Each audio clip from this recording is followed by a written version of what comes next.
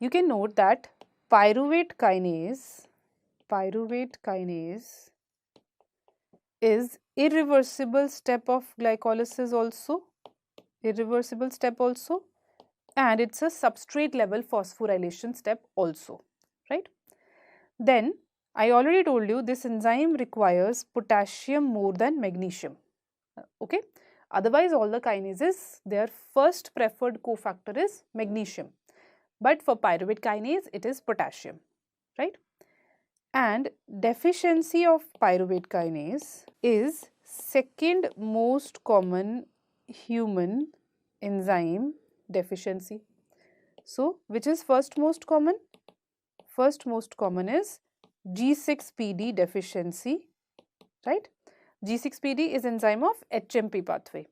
Pyruvate kinase is enzyme of glycolysis, or we can say EMP pathway, right? And there is one common thing in pyruvate kinase and G6PD, that in both case there is hemolysis. In G6PD deficiency also, pyruvate kinase deficiency also, there is hemolysis, right? So, how will you distinguish between them? Because both these patients are very common. First most common human enzyme deficiency, second most common human enzyme deficiency, I am saying, right? So, both are very common and both patients present with hemolysis. So, how to distinguish them?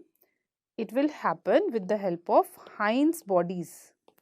Heinz bodies are found in G6PD deficiency and not found in pyruvate kinase deficiency.